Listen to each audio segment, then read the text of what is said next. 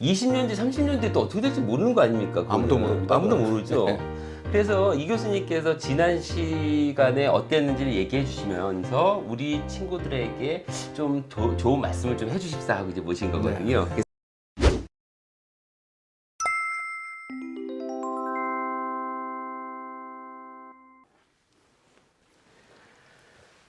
여러분 안녕하세요. 너때말입니다. 오늘은 동국대학교 경영정보학과에 재직 중이신 이종옥 교수님 모셨습니다. 반갑습니다. 교수님 안녕하세요. 반갑습니다. 아니, 먼 길 네. 오셨습니다. 아이 별말씀. 네. 오늘이 5월 18일인데요. 날씨가 굉장히 덥습니다. 아주 날씨가 화창하고요. 더운데 이렇게 와주셔서 고맙습니다, 선생님.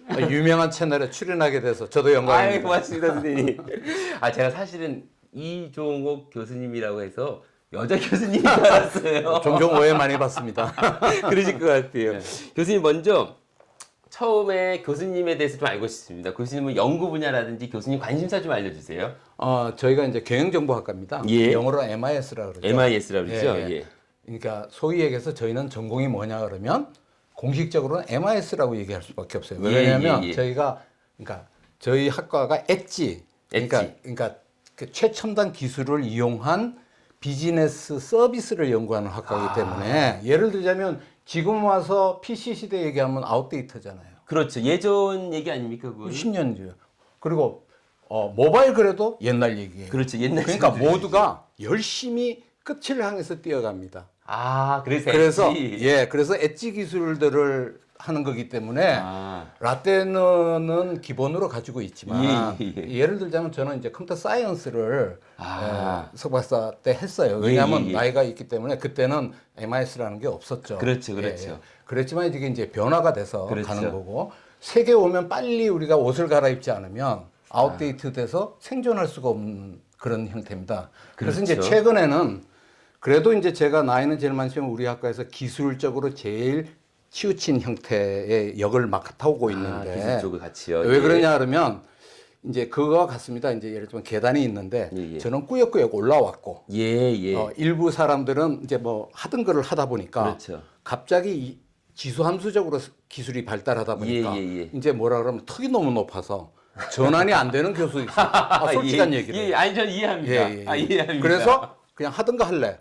올라갈래니 너무 이해가 안 돼. 그렇죠. 예를 들자면 할아버지 할머니가 휴대폰 이해 못 하듯이 모바일 서비스를 이해 못 하듯이 그런 이제 현상이 일어난다. 근데 저는 나이가 우리 과에서 제일 많습니다. 꾸역꾸역 하나씩 오다 보니까 어쩔 수 없이 밀려서 하라 그래서 또 공부하다 보니까 또 올라갔고 해서 지금은 이제 제가 4차 산업 서비스 그다음에 이제 그거와 연관되니까 블록체인, 빅데이터 이런 쪽들에 관심을 가지고 논문들을 내고 있고 최근에는 이제 뭐 정부 기관에서 이제 예전 블록체인 관계에 대해서 리뷰 논문이 필요한데 좀 써주면 좋겠다 그래서 지금 열심히 쓰고 있고 그렇습니다. 제가 사실 이런 것 때문에 교수님을 모셨습니다. 우리 친구들이 보통 이제 MZ 세대 10대, 20대인데 우리 친구들이 지금만 보는 거잖아요. 그렇죠. 그러다 보면 또 자칫 잘못하다가는 20년 뒤, 30년 뒤에 또 어떻게 될지 모르는 거 아닙니까? 아무도 모릅니다. 아무도 모르죠. 그래서 이 교수님께서 지난 시간에 어땠는지를 얘기해 주시면서 우리 친구들에게 좀 좋은 말씀을 좀 해주십사 하고 이제 모신 거거든요. 그래서 그런 내용을 좀 여쭤보도록 하겠습니다. 교수님, 20년 전, 10년 전, 현재 비교했을 때 학생들의 변화는 어떻습니까? 똑같습니다. 그래요? 무슨 뜻이죠? 똑같은, 아니 학생들이 계속 뭔가 이렇게 변해올 것 같은데? 변화는 있는데요. 궁극적인 변화는 없다 이런 얘기죠. 왜 그러냐 그러면 걔들 이제 신입생들 1학년생들을 받으면 걔들이 누구한테 교육을 받았냐 그러면 초중고 부모님들한테 기성세대들한테 받았어요. 그렇죠. 그거는 이제 저희가 이제 소위 얘기하면 삼각형의 세대입니다. 삼각형의 세대라는 건 뭐냐면 계층이 딱 있는 거죠. 삼각형이 이렇게 있으니까 그렇죠. 위에서부터 단계적으로 올라간다. 그리고 이제 통제도 위에서 하고 중앙 집중형 관리 체제라 그럽니다. 중앙 집중형 관리 체계. 이건 다소 좀 옛날 것 같은 생각이 든다. 아니요. 그런데 여전히 학생들은 그러니까 일반 행동은 다 변했어요. 유저로서 모바일 스마트폰을 쓰는 스마트 유저로 바뀌었는데 사용자로서 교육으로 딱 들어오면 삼각형이 돼버려요. 왜 20년 그러냐? 전이나 30년 왜 전이나 그러냐? 그것만 교육을 받았으니까. 아. 일반 행동은 뭐 인플루언서뿐만 아니라 SNS에 인스타에 막 너무나 영리하고 똑똑해요. 예. 그런데 딱 강의실만 딱 들어오면 삼각형 세대가 되는 거예요. 왜 그럴까요? 이해가 잘 안 되는데? 본 게 없으니까요. 아, 경험한 게 제한돼 있으니까. 그렇죠. 전부 다 그런 사람들한테 배웠으니까. 네. 그러니까 기성세대가 배우고 행동한 거를 결국 이 친구들이 초중고등학교 때 그대로 배운 거네요. 그렇죠. 그래서 제가 얘기합니다. 20년 동안 니네는 나보다 구닥다리다. 왜냐하면 그러한 변화의 발전이 없었으니까. 못 봤으니까. 못 봤으면 세상에 모르는 겁니다. 자, 우리가 이제 이런 얘기죠. 저희 학교 옆에 남산이 있어요. 그렇죠. 동국대학교니까요. 조그만 280m 정도 되는 낮은 산이에요. 그 산이 가로막혀 있어서 산 뒤가 뭔지 모르는 거죠. 그렇죠. 산을 넘어가 봐야 알죠. 새로운 세상이 있다는 걸 아는데 그렇죠. 애들은 넘어가 본 적이 없으니까. 아, 그래서 예. 그래서 학습하는 방법이나 생각하는 방법이나 일상에서는 되게 스마트하고 창의적인데 예. 학습 부분만 딱 들어오면 그렇게 돼 버리는 거예요. 아, 그러면 이 친구들을 어떻게 교육 학습시켜야 되고 이 친구들은 어떤 학습을 해야 되는 거죠, 대학 때 그럼? 그런데 이제 대학이 먼저 변해야 되는데 솔직히 말씀드리면 대학도 뭐 안 변하고 있습니다. 그래서 반성하고 뭐 교수님 아시지만 렉처 위주잖아요. 맞습니다. 8, 90%가 렉처 위주예요. 그런데 우리가 세계 첨단 학교들 가면 전부 다 창의력, 맞습니다. 창의력이라는 게 딴 거 아닙니다. 놔두고 스스로 하도록 만들고 프로그램 베이스드 러닝이라든가 프리드 러닝이라든가 이런 게 막 나옵니다. 예, 예. 근데 제가 이제 수업 시간에 그걸 어쩌다가 한번 쓰려고 예. 해서 뭐 애들이 무지 버거워해요. 왜 이렇게 수업을 하시냐? 다르네. 왜 다르게 하냐? 자기들이 듣고만 있으면 되는데 해야 되니까 어려운 거예요. 뭘 과제를 주면 해결도 못 하고. 그럼 초중고등학교 때 익숙한 거를 그냥 선호하는 거네요, 그러면. 그렇죠. 거기엔 답서. 그래서 제가 얘기가 스마트한 학생들이 일상은 스마트하고 최신이나 예, 예, 예. 공부하는 방법, 지식 축적하는 방법에 와서는 라떼는 나보다 더 라떼는으로 하더라. 그게 이제 제가 느끼는 겁니다. 왜냐하면 저는 변하려고 하고 있는 사람이기 때문에 그 부분을 약간은 아는데 그렇지. 너무 한 것 아닌가라는 생각이 절 들더라고요. 교수님 말씀 중에서 그거를 더 여쭤보고 예. 싶어요. 삼각형, 예, 중앙 집중형. 예. 그렇다고 한다면 우리 친구들은 어떤 형식으로 가야 될까요? 예를 들자면 중앙집중형 그러면 이제 그 문화가 획일합니다.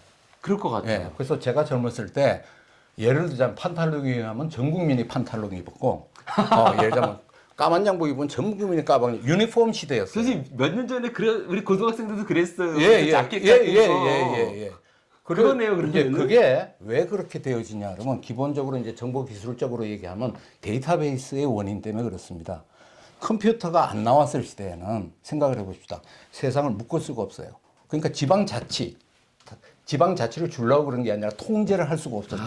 중앙이. 그래서 니목대로 자유롭게 살았어요. 예. 그런데 이제 IT가 나오면서 예. 컴퓨터를 네트워크로 묶기 시작하니까 중앙에서 이제 통제하게 되게 된 겁니다. 그래서 예전에 뭐 선생님 나이도 기억 안 날 수가 있는데 이 우리나라의 고속도로나 이런 것들이 생기기 전에는 예를 들면 지금은 뭐 무슨 소주가 전국을 커버를 하죠.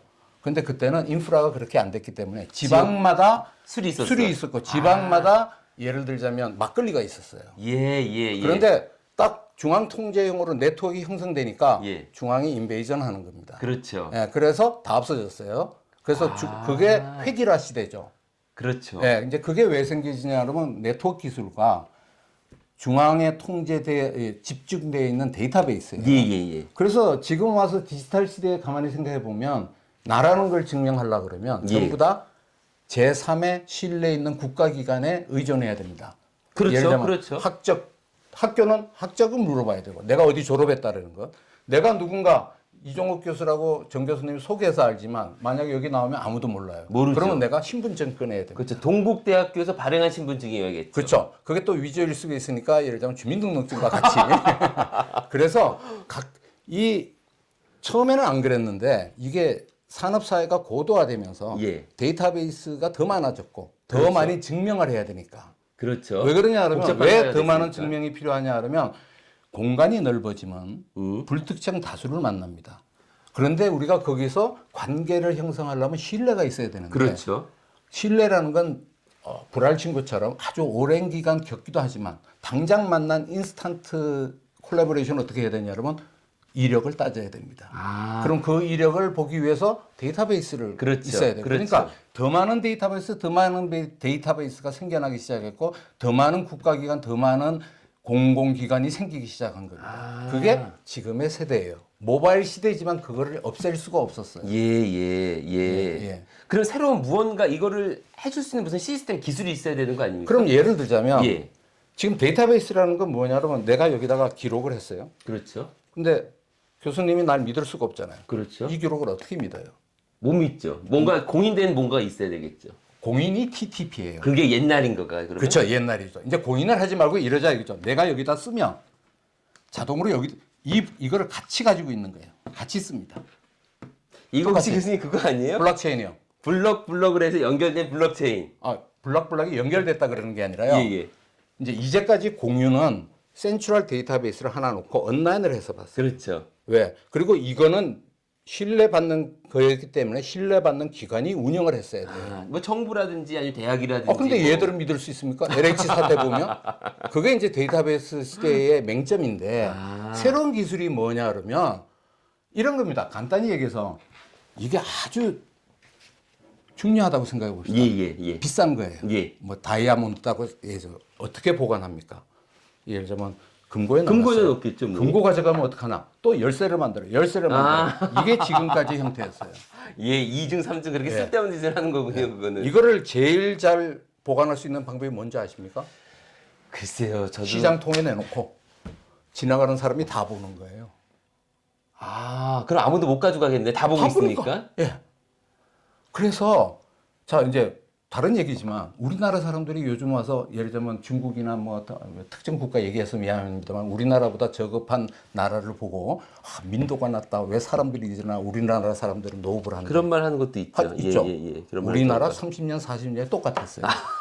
근데 그게 왜 안 될까요? 왜 우리나라 외국 사람이 우리나라 처음 와서 반하는 것 중에 하나가 택배 아무도 안 가져간다.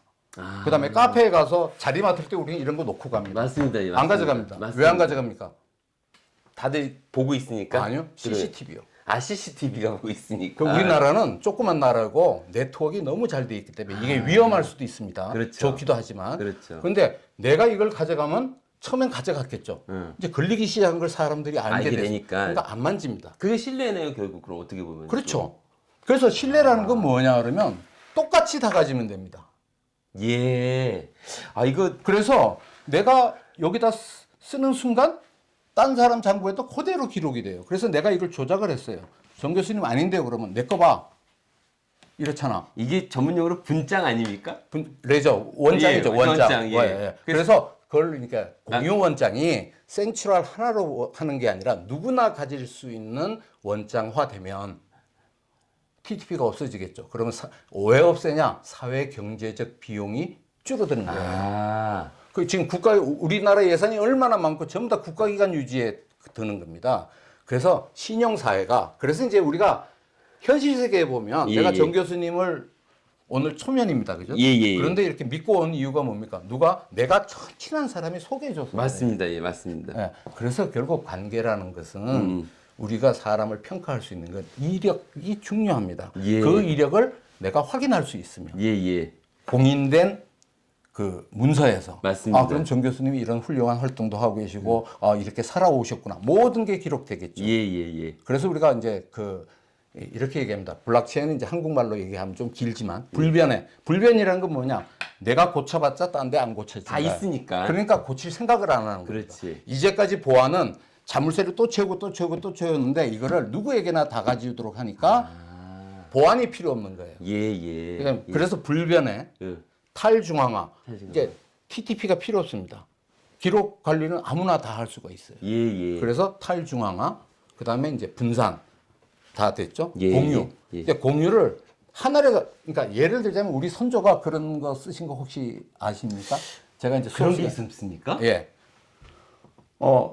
우리 조선왕조 실력이라는 게 세계적 보물입니다. 왜 보물이냐 그러면 중국의 역사가 그렇게 오래돼도 솔직하게 적어서 있는 기록이 아직 남아있질 않아요. 아, 예. 근데 우리 조선왕조 600년의 기록은 예, 사관이 예. 쓴 거 예. 이렇게 됐습니다. 6벌을 만들었어요. 예, 예, 맞습니다. 예. 6군데 분산 저장을 했어요. 그 말씀으로 똑같은 거를 6군데에서 그 원장을 분산시켰으니까. 예, 리플리카 그럽니다. 리플리카래죠. 리플리카, 예. 예, 예. 그래서 어떻게 하냐면 우리나라가 전란이 많은 반도였는데도 불구하고 아직 이렇게 저렇게 모았더니 원본이 다 있는 거예요. 그래서 그게 가장 안전한 보호책을 우리 선조들이 썼던 겁니다. 그 옛날에. 그래서 그러면 존재하는 블록체인인 거네, 그거는? 그렇죠. 예, 간단히 얘기하면 블록체인 개념이에요. 복제된 원장을 그렇구나. 누구나 가질 수 있도록 만드는 겁니다. 교수님 연구 분야가 참, 이게 이야기거리가 아주 뭐 끊이지가 않습니다. 예, 그러면 그래 놓고 나면 그래서 이제 우리가 이제 4차 산업이라는 게 예. 혹시 교수님 왜 4차인지 아세요?